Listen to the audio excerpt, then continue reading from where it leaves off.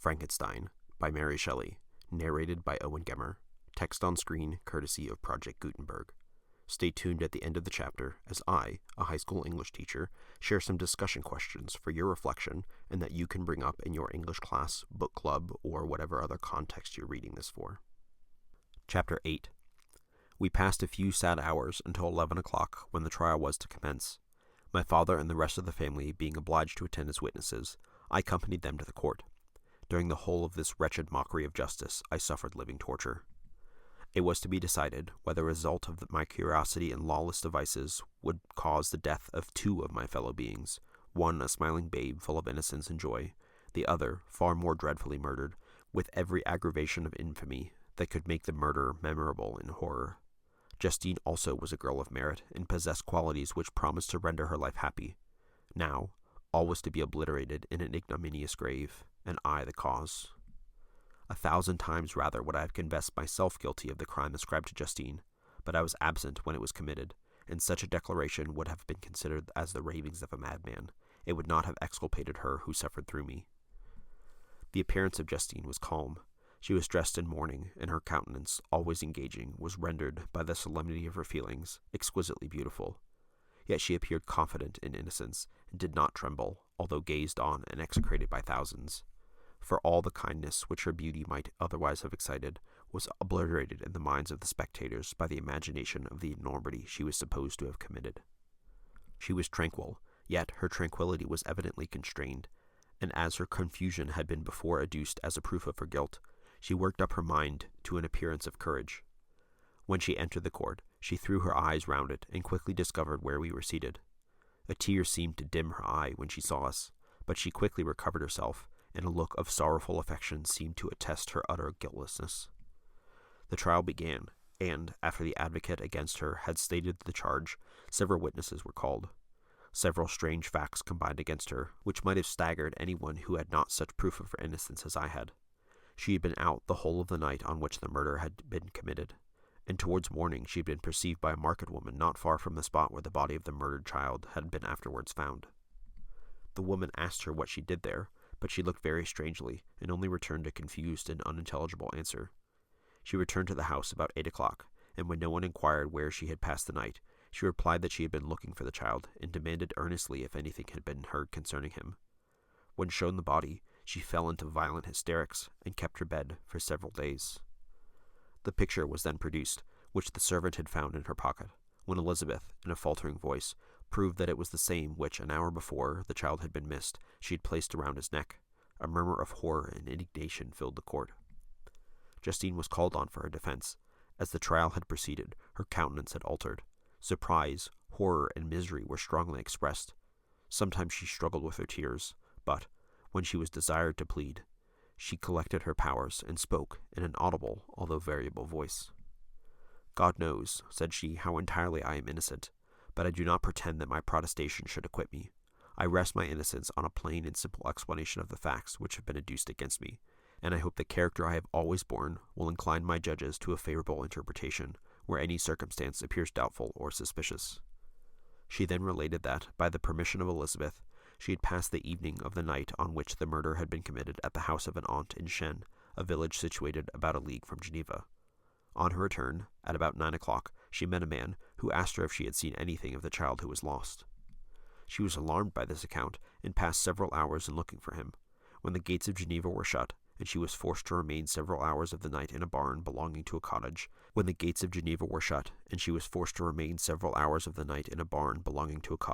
being unwilling to call up the inhabitants, to whom she was well known. Most of the night she spent here watching. Towards morning, she believed that she slept for a few minutes. Some steps disturbed her, and she awoke. It was dawn, and she quitted her asylum, that she might again endeavor to find my brother.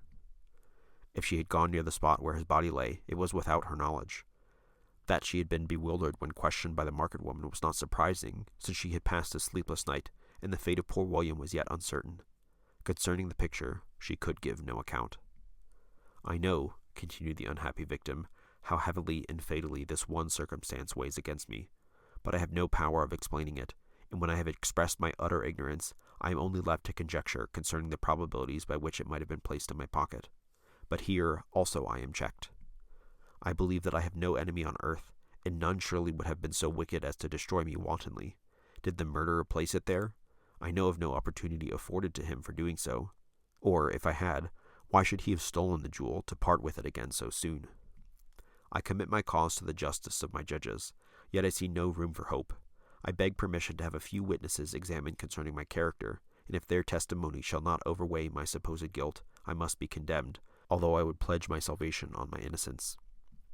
Several witnesses were called, who had known her for many years, and they spoke well of her, but fear and hatred of the crime of which they supposed her guilty rendered them timorous and unwilling to come forward. Elizabeth saw even this last resource, her excellent dispositions and irreproachable conduct, about to fail the accused, when, although violently agitated, she desired permission to address the court. "I am," said she, "the cousin of the unhappy child who was murdered, or rather his sister, for I was educated by and have lived with his parents ever since and even long before his birth. It may therefore be judged indecent in me to come forward on this occasion, but when I see a fellow creature about to perish through the cowardice of her pretended friends, I wish to be allowed to speak, that I may say what I know of her character. I am well acquainted with the accused. I have lived in the same house with her, at one time for 5, and at another for nearly 2 years. During all that period, she appeared to me the most amiable and benevolent of human creatures. She nursed Madame Frankenstein, my aunt, in her last illness, with the greatest affection and care, and afterwards attended her own mother during a tedious illness, in a manner that excited the admiration of all who knew her, after which she again lived in my uncle's house, where she was beloved by all the family. She was warmly attached to the child who is now dead, and acted towards him like a most affectionate mother. For my own part, I do not hesitate to say that notwithstanding all the evidence produced against her, I believe and rely on her perfect innocence. She had no temptation for such an action as to the bauble on which the chief proof rests. If she had earnestly desired it, I should have willingly given it to her, so much do I esteem and value her." A murmur of approbation followed Elizabeth's simple and powerful appeal, but it was excited by her generous interference, and not in favor of poor Justine, on whom the public indignation was turned with renewed violence, charging her with the blackest ingratitude. She herself wept as Elizabeth spoke, but she did not answer. My own agitation and anguish was extreme during the whole trial. I believed in her innocence. I knew it. Could the demon, who had, I did not for a minute doubt, murdered my brother, also in his hellish sport have betrayed the innocent to death and ignominy? I could not sustain the horror of my situation, and when I perceived that the popular voice and the countenances of the judges had already condemned my unhappy victim, I rushed out of the court in agony. The tortures of the accused did not equal mine. She was sustained by innocence, but the fangs of remorse tore my bosom and would not forego their hold. I passed a night of unmingled wretchedness. In the morning I went to the court. My lips and throat were parched. I dared not ask the fatal question, but I was known, and the officer guessed the cause of my visit. The ballots had been thrown. They were all black, and Justine was condemned. I cannot pretend to describe what then I felt. I had before experienced sensations of horror, and I have endeavored to bestow upon them adequate expressions, but words cannot convey an idea of the heart-sickening despair that I then endured. The person to whom I addressed myself added that Justine had already confessed her guilt. That evidence, he observed, was hardly required in so glaring a case, but I am glad of it, and indeed none of our judges like to condemn a criminal upon circumstantial evidence, be it ever so decisive. This was strange and unexpected intelligence. What could it mean? Had my eyes deceived me? And was I really as mad as the whole world believed me to be if I disclosed the object of my suspicions? I hastened to return home, and Elizabeth eagerly demanded the result. "My cousin," replied I, "it is decided as you may have expected. All judges had rather that 10 innocent should suffer than 1 guilty should escape. But she has confessed." This was a dire blow to poor Elizabeth, who had relied with all firmness upon Justine's innocence. "Alas," said she, "how shall I ever again believe in human goodness? Justine, whom I loved and esteemed as my sister, how could she put on those smiles of innocence only to betray? Her mild eyes seemed incapable of any severity or guile, and yet she has committed a murder?" Soon after we heard that the poor victim had expressed a desire to see my cousin. My father wished her not to go, but said that he left it to her own judgment and feelings to decide.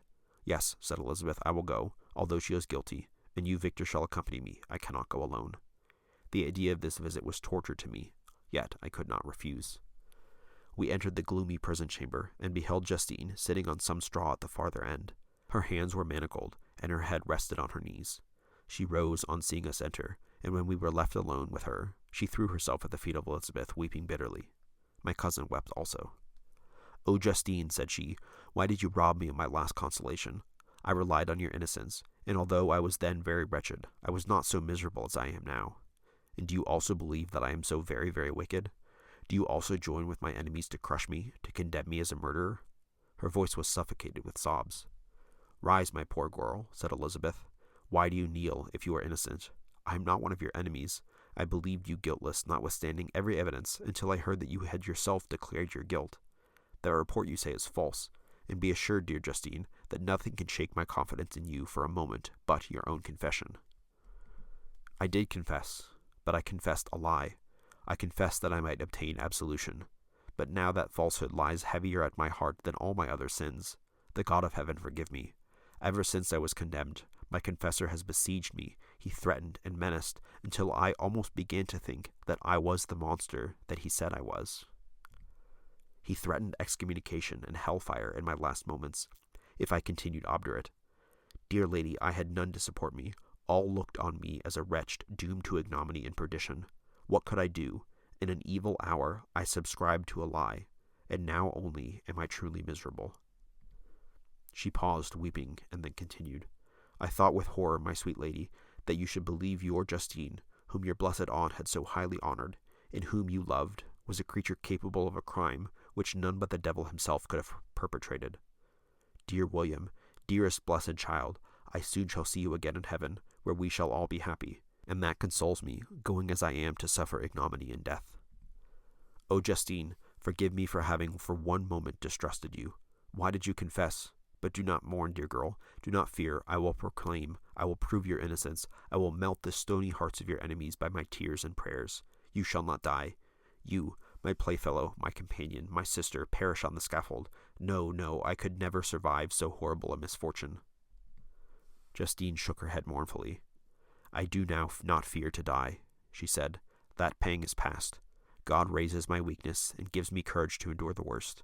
I leave a sad and bitter world, and if you remember me and think of me as one unjustly condemned, I am resigned to the fate awaiting me. Learn from me, dear lady, to submit in patience to the will of heaven. During this conversation, I had retired to a corner of the prison room, where I could conceal the horrid anguish that possessed me. Despair, who dared talk of that? The poor victim, who on the morrow was to pass the awful boundary between life and death, felt not as I did, such deep and bitter agony. I gnashed my teeth and ground them together, uttering a groan that came from my inmost soul. Justine started. When she saw who it was, she approached me and said, Dear sir, you are very kind to visit me. You, I hope, do not believe that I am guilty. I could not answer. No, Justine, said Elizabeth, he is more convinced of your innocence than I was, for even when he heard that you had confessed, he did not credit it. I truly thank him. In these last moments I feel the sincerest gratitude towards those who think of me with kindness. How sweet is the affection of others to such a wretch as I am. It removes more than half my misfortune, and I feel as if I could die in peace, now that my innocence is acknowledged by you, dear lady, and your cousin. Thus, the poor sufferer tried to comfort others and herself. She indeed gained the resignation she desired, but I, the true murderer, felt the never-dying worm alive in my bosom, which allowed of no hope or consolation.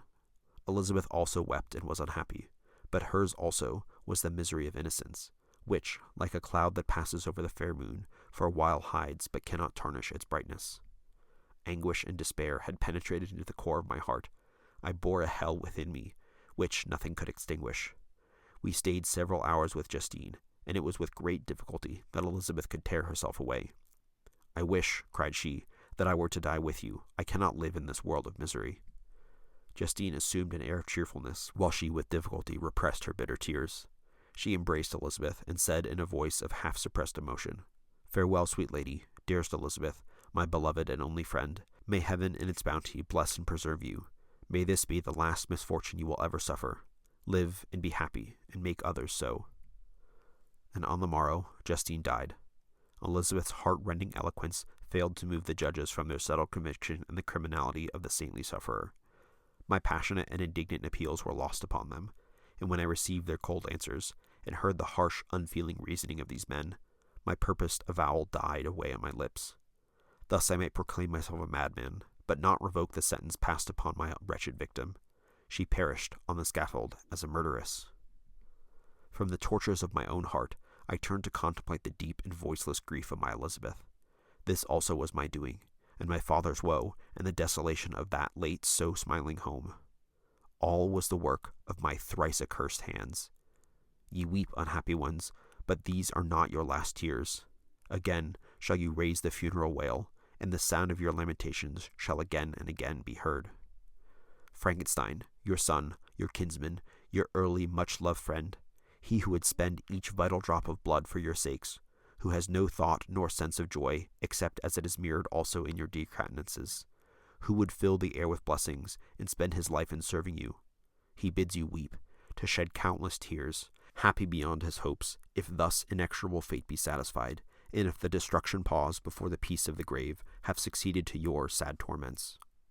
Thus spoke my prophetic soul, as, torn by remorse, horror, and despair, I beheld those I love spend vain sorrow upon the graves of William and Justine, the first hapless victims of my unhallowed arts. Hi, I'm Mr. Gemmer. I'm a high school English teacher, and I'm here to discuss Frankenstein with you. In particular, this video will cover discussion questions on Chapter 8. Let's start at the end of the chapter. Let's start at the end of the chapter. Victor's last words here in Chapter 8 are describing William and Justine as the first hapless victims to my unhallowed arts. He very clearly blames himself for their deaths. Why is that? What responsibility does he bear? And do you agree with him? Is he to blame if, in fact, it was the creature who killed William and thus led to Justine's death? Since Victor does blame himself for what happens and does believe that Justine is innocent, why do you think he doesn't say more in the trial process to defend her? What does it tell you about him and about his thought process through all of this? Is he justified in thinking that everybody would just believe he's insane and not listen to him? Is that right then to just kind of stay silent and let her die? Towards the end of the chapter, we find out that Justine has confessed to the murder, despite previously claiming her innocence. When Victor and Elizabeth go to talk to her, she reveals that she lied, and she describes the reason that she lied this way. Ever since I was condemned, my confessor has besieged me. He threatened and menaced until I almost began to think that I was the monster that he said I was. This is a very interesting and very important part in terms of the development of many themes in this novel. What do you think this is saying? Do you believe, Justine, that we can become monsters simply by other people's pressure? That'll do it for thoughts on Chapter 8. If you're reading ahead to Chapter 9, pay particular attention to how Victor processes all of this that happens, how he blames himself, and how he tries to, again, get out of his depression and despair. I'll have an audiobook ready for Chapter 9. I hope to see you here for more discussion questions to follow. Happy reading.